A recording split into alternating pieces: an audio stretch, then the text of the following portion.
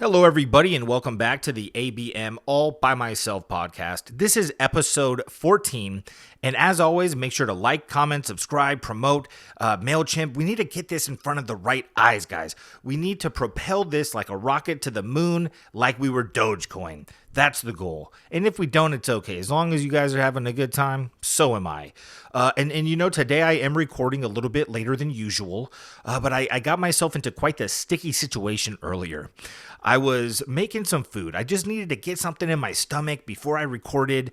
You know how it is. It's hard to do stuff on an empty stomach sometimes. So I was making some macaroni and cheese. The cheesiest of the cheesiest. Extra sauce packs in it. Whatever I can do to make this the most, it's not saucy, but whatever I could do just to make it like a goo. You know, the cheese is that's what I'm into. So I'm making this macaroni and cheese. It's hot. It's steaming. I put it all in a bowl. This ain't for me and somebody else. This is all for me. I bring it out to the living room. I'm going to watch a TV show or something or some video that I find before recording. And my dogs are really excited to see me, obviously, every time they see me. And I can't imagine the macaroni and cheese doesn't smell heavenly to them as it does to me. So I start sitting down and they come up. They knock the bowl right out of my hands. Of course, at first, I want to be upset. These are my babies. I can't be mad. I'm just thinking about the fact that I just got all this gooey cheese and macaroni embedded in my carpet. Sandy's going to be pissed. This is a bad look. She can come in at any second. And then I realized I know a guy. And fortunately for me, Manny's Carpet and Floor Cleaning Service was able to come to my house within 45 seconds of me calling them. Guys, the service is incredible. So yes, Manny's Carpet and Floor Cleaning, make sure to give them a call if you find yourself in a sticky situation. And that was actually a little bit of a read, you know. I did a video, so just to let you guys know, I actually did have some macaroni and cheese. I did not spill it nor eat it by myself. Me and Sandy had a nice little early dinner together. But that was all a ruse. That was all a joke. It was a read for a company. I did an episode, within the last 13 episodes, where I did a little read for all these companies. Obviously, it was a joke because no one's reached out to me yet, so it's going to still be a joke until, someone reaches out. Then it'll be serious. But I asked if you guys have a company or anything like that, or you know somebody that needs just a little bit of promotion, I would be happy to do it free of charge. And Janet Mocha Diz 18 let me know that her father owns Manny's Carpet and Floor Cleaning, and she wanted to see what I can come up with. So Janet, that was obviously free. Get yourself out of a sticky situation with Manny is what I'm going with as of right now. I'm still brainstorming, and obviously no invoices will be sent until we got something locked in, and we'll get it licensed, and we'll do all the good stuff. We'll make an NFT out of it, and then we'll all be rich. But yes, so on to this episode and what the topic at hand is, and it's weed. We've been talking a lot about drugs lately. We talked about mushrooms, huge fan. We talked about alcohol, not for me. But you guys want to hear more about weed. I think the only time we've really dug into anything at all was when I talked about making that video with my grandma, RIP, of course. But yeah, so I want to talk about my first time smoking.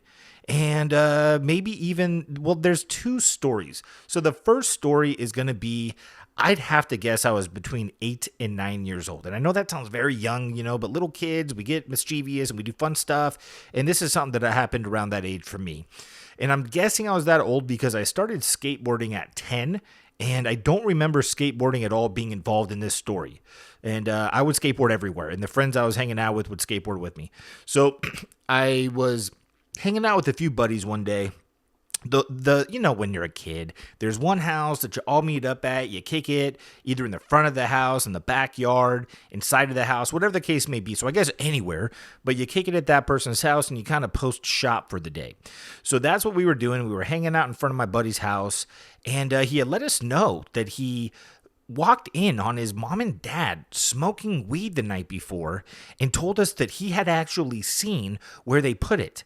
Now, I don't think he said I saw him smoking weed. I just think he said, hey, I saw them like smoking this stuff, and then they were getting all fun and giggly, and I think we should do it.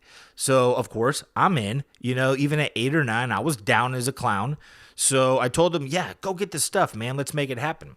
So he goes into the house, and his mom and dad were like hoarders at the time, so I had only been into his house maybe like once. But the fact that he was able to find something in this house was extremely impressive to me.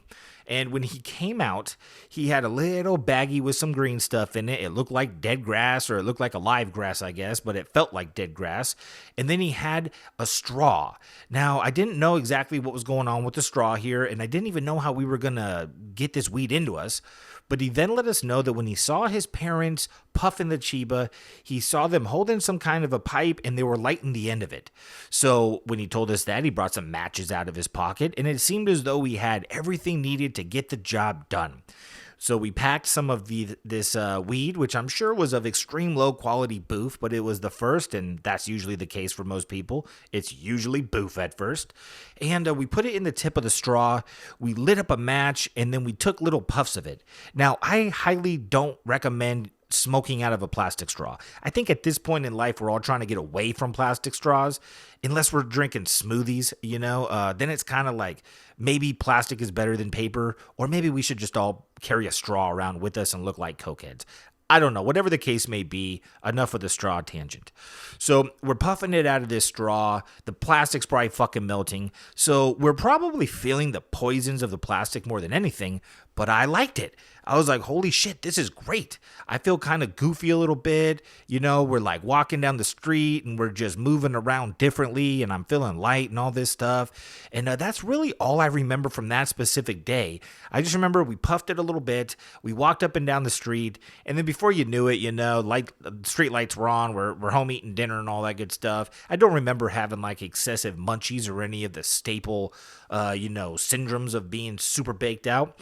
But I do remember that the next day, I thought, man, I like that, and I want to experience it more. So I took a straw from my house, I picked some dead grass out of the yard, and I got some matches or some way to light this straw, and I tried to do it with the dead grass. I choked out, and I realized, okay, I think it's pretty specific to the plant that you smoke, and it's not just a matter of inhaling some kind of a dead plant through a straw. So that was the very first time. And, like I said, maybe 8 or 9 years old. The next time I officially smoked weed wasn't until I was about 14 years old. So I was about 14 years old, and actually a familiar face. If you guys watch the podcast with Shane, Ryland, and Chris, make sure to go check that out if you haven't, the Shane Dawson podcast. I'm sure you have, though. But you've seen Capiche, my really good friend Chris, known the guy for 30 plus years. Awesome dude, amazing just human being in general. Also, Straw Hat Pizza, best pizza on the planet. If you're ever in the Lakewood area, make sure to stop by and say hello. So, and look at me, guys. I'm a promoting machine. It feels good to promote. So, I was about 14, and it was me, Chris, the other two people. I'm not gonna like throw out the names, but two other buddies of mine, and the whole thing. And, I'm sorry, I'm getting ahead of myself. Let's circle back a little bit. So it was me, Chris, his cousin, and then two other buddies of ours. And the two other buddies of ours were pretty much going to be the ones supplying the weed that day. And I ended up going with them to the park that was the rendezvous point. So me and these two other gentlemen, we get to the park. Chris and his cousin are going to be coming at any second. And my buddy pulls out this weed. I've never even seen weed besides the shit when I was 8 or 9. It definitely looked different. It smelled funny. He had a little pipe, and he just said, yeah, we'll go ahead and wait for Chris to come here, and then we'll all smoke a bowl and get, baked out. Exciting stuff. So Chris and his cousin, they rolled in about 10 minutes later, and then they pull out some weed of their own and a little pipe, and they say, hey, I think what we're going to do is we're going to go do some painting on the walls, because that's something that they were into at the time. And we're going to smoke our own weed, and then we'll come back. You guys will have smoked your own weed at that point, and then we'll just have fun together. We'll kind of break off into groups. So we're like, cool, why not? So me and the two other gentlemen, we start packing this pipe, we're smoking, and my gosh, I was high as a fucking kite after one hit. I could feel my eyes just getting puffed out of my skull. They were red. Everything was hilarious. I had some mild paranoia, although we did scout out a park that felt comfortable. There was really no way of anyone getting a hold of us. We were pretty far back in the boonies, but So we're hanging out for like 5-10 minutes, and then Chris and his cousin come over. And in my head, I'm thinking, because I know Chris and his cousin haven't really smoked before, man, I wonder how fun it was to be paying. They got to be super high. I hope that they can even find us. They might be lost, you know? And Chris and his cousin come back over, and they don't really appear to have smoked at all. I'm being assumptive here, but my memory, if it serves me correctly, I don't believe they had really smoked at all, but they said they did, and they were talking as if they were really high. But you could tell they weren't. You know, you could smell a little bit of BS in there, even if it was just a matter of they weren't as high as us because the weed difference. So I let them know, dude, you gotta try this stuff that we just smoked. I don't know if it's the same as what you had, but like I'm feeling crazy, and you just gotta do it. So my buddies, they packed another bowl for all of us. Obviously, it was important that we all share a ceremonial bowl together. That was why we're all here. So we pass around this pipe. We all take another couple of hits, and we're just fucking blasted at this point. And the first thing I'd say is I'm hungry. You know, I want McDonald's. There was a McDonald's maybe a couple miles away. So Chris and his cousin, I mean, all of our eyes are just melting out of our fucking heads. We're giggling. We're tripping over each other. And the guy that drove was driving a minivan, which shout out to minivans. They're making a comeback, guys. In 5 years, the coolest people on the planet will be driving them. I believe that. I digress.